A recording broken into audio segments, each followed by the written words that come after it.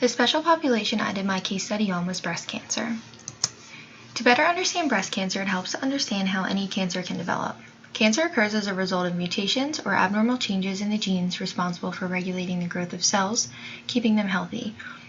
Normally, in our body, old cells die off and new cells take over. However, over time, mutations can turn off and turn on certain genes in a cell. This changed cell gains the ability to keep dividing without control or order, producing more cells just like it and eventually forming a tumor. There are two different types of tumors, benign tumors and malignant tumors. Benign tumors are not dangerous to health, while malignant tumors have the potential to be dangerous to health. A breast is made up of three main parts: lobules, ducts, and connective tissue. Lobules are the glands that produce the milk. Ducts are tubes that carry or drain the milk into the nipple, and the connective tissue, which consists of fibrous and fatty tissues, surrounds and holds everything together. Most breast cancers begin in the ducts or lobules.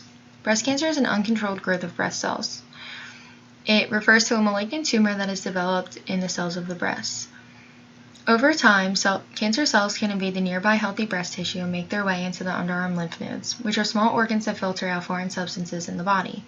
The only issue with this is if cancer gets into the lymph nodes, they then have a pathway into the other parts of the body. The breast cancer stage refers to how far the cancer cells have spread beyond the original tumor. The stage of breast cancer is determined by the cancer's characteristics, such as how large it is and whether or not it has hormone receptors.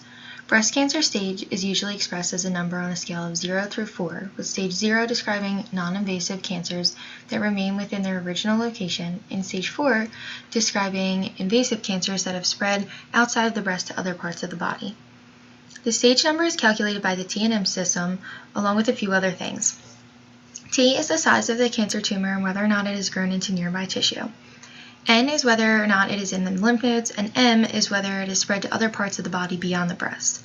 If it is unable to be treated by medications and radiation, breast cancer can progress to further stages, reaching more parts of the body.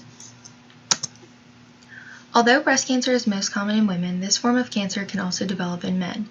Breast cancer is always caused by genetic abnormality or mistake in the genetic material. Only 5 to 10% of cancers are due to an abnormality inherited from your mother or father. Instead, 85 to 90% of breast cancers are due to genetic abnormalities that happen as a result of the aging process and the wear and tear of life.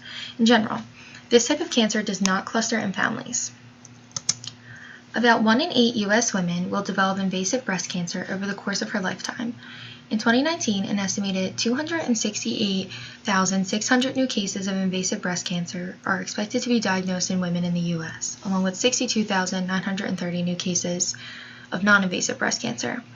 About 2,670 new cases of invasive breast cancer are expected to be diagnosed in men in 2019.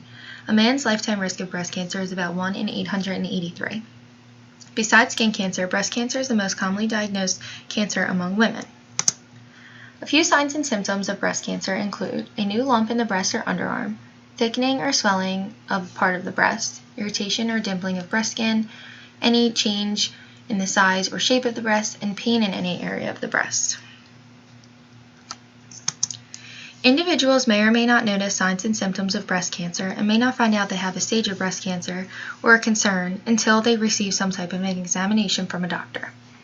Screening tests such as yearly mammograms are given routinely to people who appear to be healthy and are not suspected of having breast cancer.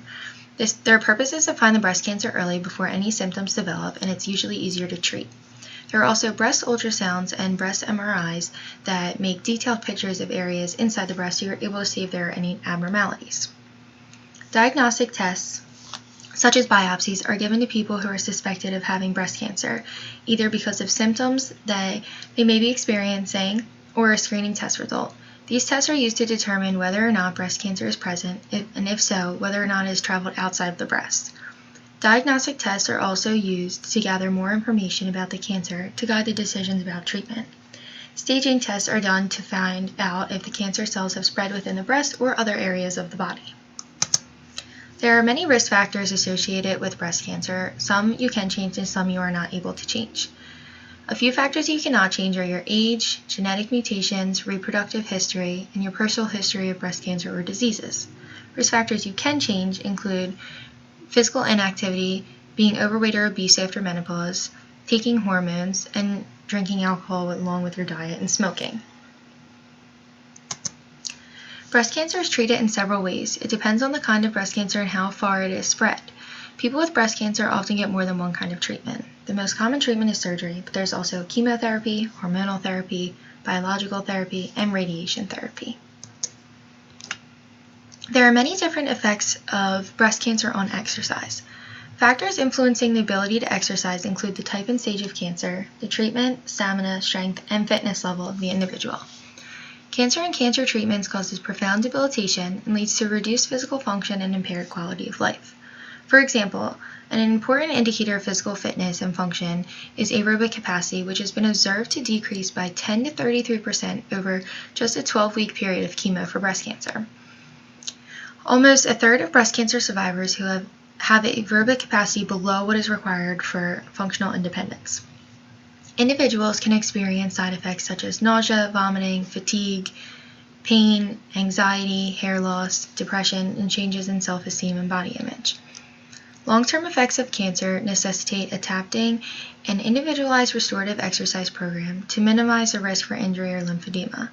Exercise precautions must be observed to avoid a flare-up, yet still increase muscle strength and range of motion. Important recommendations are the use of compression garments such as a sleeve or a glove. Cancer-related fatigue continues to be a chronic and persistent problem for 3% of long-term breast cancer survivors. Developing an exercise program for long-term cancer survivors with fatigue must begin and progress very slowly. Survivors may be initially shocked by their degree of debilitation, but quickly see the gains in muscle and strength and cardiovascular endurance. Cardiopulmonary complications of breast cancer treatment can also emerge during active treatment, but generally become problematic. Cardiovascular disease is the leading cause of mortality for women with early-stage breast cancer. However, exercise can change these effects. There are many effects of exercise on breast cancer. Exercise during and following treatment has been associated with reductions in recurrence and mortality by 30 to 60% in breast cancer. It has also been found to prevent or reduce many of the negative effects of cancer treatment, such as fatigue, muscle weakness, declines in cardiovascular function, nausea, depression, body comp, and quality of life. These effects are observed across many different cancers, including breast cancer, before, during, and after treatment, and during the stages of breast cancer.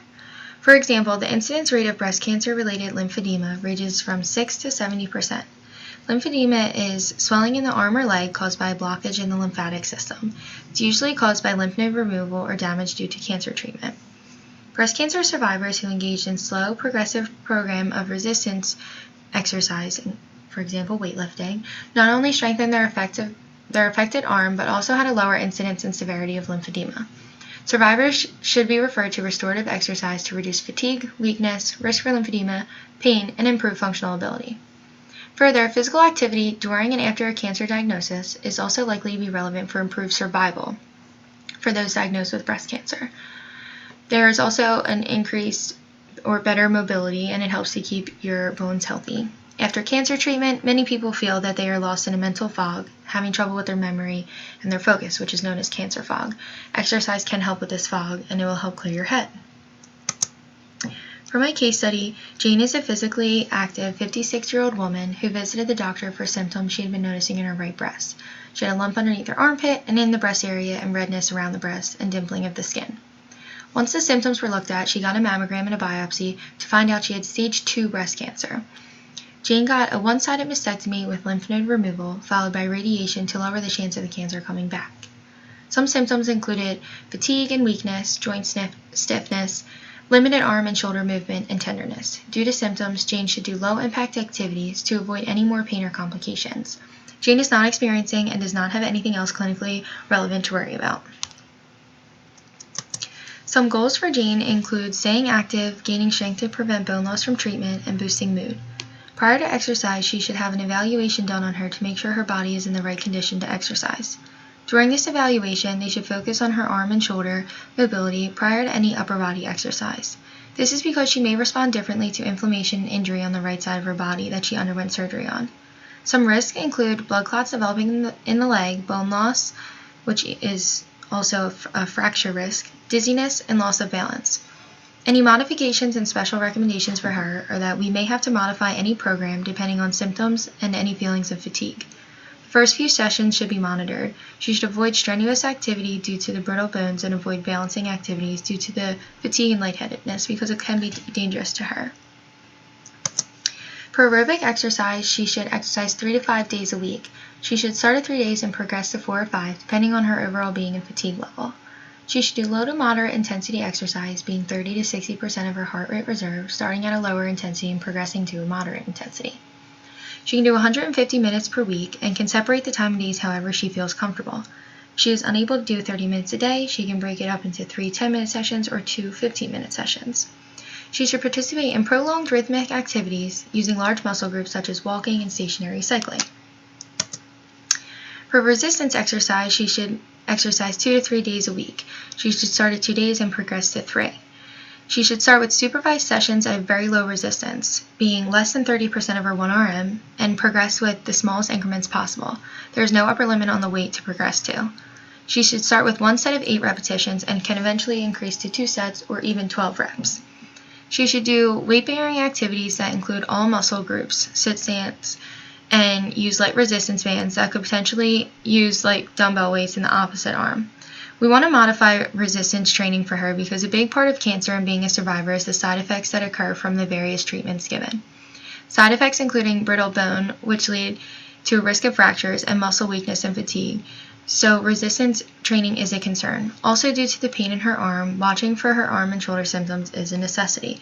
We want to decrease the risk of lymphedema and want to be cautious of the risks associated with exercising and the long-term effects of treatment. For flexibility, she should exercise 2 to 3 days a week.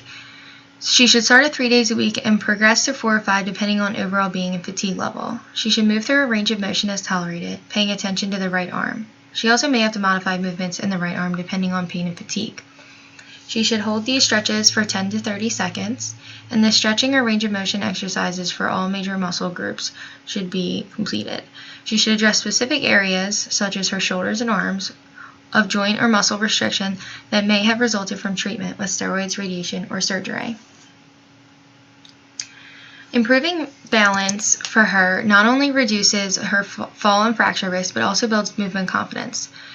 For balance, she should participate in those activities for 2 to 3 days a week. She will want to progress balance activities to make them more challenging. For example, she can try letting go of if she's holding on to something to help her balance or closing her eyes. She should do this no more than 15 minutes per day because she wants to take into account the other 3 programs that she is also doing.